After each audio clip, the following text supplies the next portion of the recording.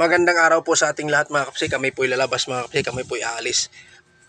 Ayan, palabas na po kami mga kapsi sa aming iskinita papuntang dulo at naglalakad kami papuntang kanto. Ayan po ang aking anak na bunso mga kapsi. Dahil po may kunting okasyon lang kami, kunting handaan lang. Ay sabi niya, dahil birthday niya ngayon, lalabas na lang kami. Ito po yung aking anak bunso.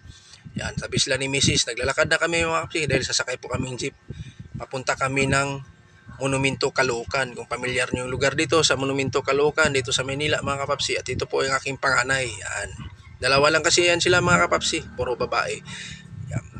Nandito na kami sa Monumento Circle mga kapapsi. Yan. Naglalakad na kami dahil pupunta kami ng Iber, Gotisco dati at SM Grand Central na ngayon mga kapapsi. Yan. Papakita ko sa inyo ang kunting view dito sa amin. O, yan. Pamilyar nyo yan mga kapapsi. Makita mo yung circle at saka may pabilog na at saka may monumento. Yan na po ang Monumento Caloocan.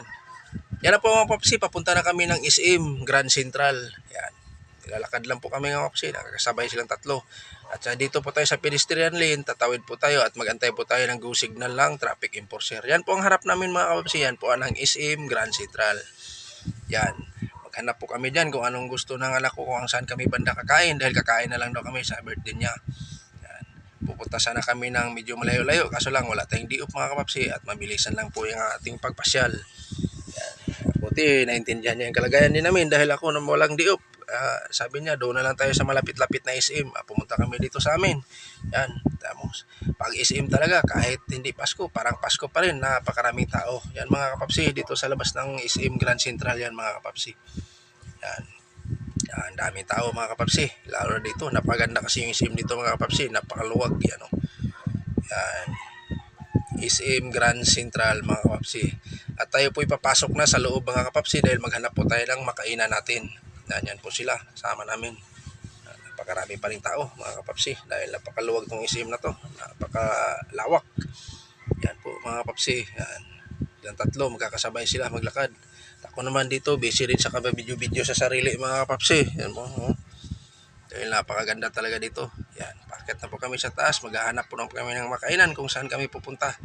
Kung anong medyo maluwag-luwag na kainan. Dahil pag mga ganito SM, napakapuno at napakaraming tao. Kaya daming kumakain. Kaya ikaw naman maghanap ka kung saan ka makakain at saan ka makaupo.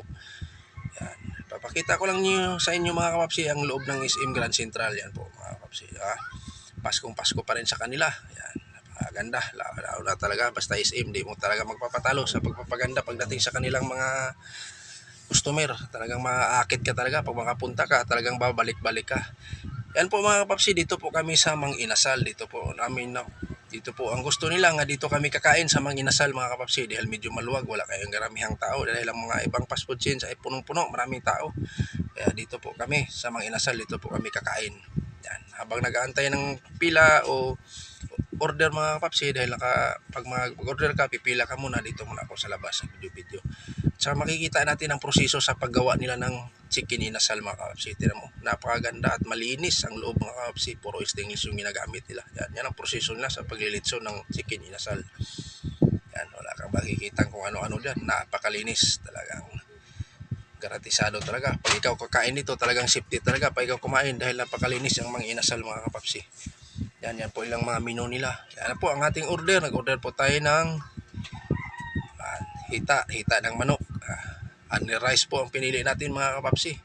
Tingnan natin kung kaya pa ba natin kumain ng ilang order ng kanin. Tapos may soft drinks din tayo.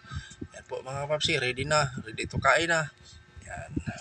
At saka hindi ko na pinapakita sa inyo mga kapapsi dahil kami po mabilisan lang po ang papunta namin dito, tapos na kami kumain at kami lalabas na. Kaso lang nag-request pa sila nga aakyat sa taas doon sa mga palaruan daw. Sige, pagbigyan natin dahil birthday po ng aking anak ngayon kahit na medyo dalaga na yan. Kaya siyempre namimiss din yung mga ganyang laro. Ayan. Ikot-ikot muna kami at paakyat kami doon sa pinakamataas na floor. Yan. Dito kami napunta sa Skylight Park. Yan. Dito yan, pinakatuktok na yan mga kapapsi. Pinakahuling floor na to. Yan, dito sa loob, napakaganda. Kapapsi, daming tao din, daming naglalaro. Ano? Parang dami kang pagpipilian kung gusto mo maglaro, dami kang pagpipilian mga kapapsi. Ano? Yan. Napakaganda. Napakalinis talaga. Yun na, uulitin ko sa iyo, basta SM talaga. Yan, dito kami na pumasok sa Quantum. Yan. Kabisado nyo yung Quantum mga kapapsi. Yan ang pinaka number 1 din sa pagdating sa palaruan ng mga bata. Quantum pagdating sa SM. Nasa SM lang yan sila. Karamihan mga pwesto nila ng Quantum mga kapapsi. SM. Tsaka si Kuya, nabidyohan ko si Kuya dahil natuwa lang ko sa kanya. Ang bilis ng kamay niya. Oh. Yan. Dito na po ako may sa loob mga Quantum mga kapapsi. Napakaluwag din. Napakaraming tao din. Yan oh. Yung anak ko sa dulo. Kaya ako busy din ako dito sa video mga kapapsi. Yan. Yan sila.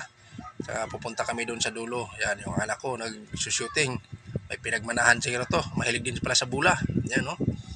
Oh. Yan, yung panganay ko at saka yung birthday girl ko sa dulo. Yan.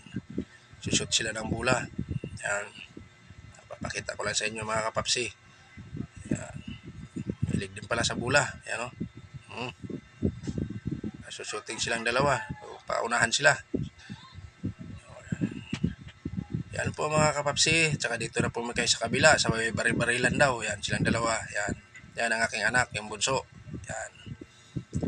Mahilig din pala sa mga ganitong palaruan. Yun lang po mga kapapsi. Update ko lang sa inyo. At ako'y nagpapasalamat sa walang sawang suporta nyo sa akin mga kapapsi. Sa lahat ng tumutulong, sumusuporta sa akin. Maraming salamat. Hanggang dito na lang ako. Bye-bye.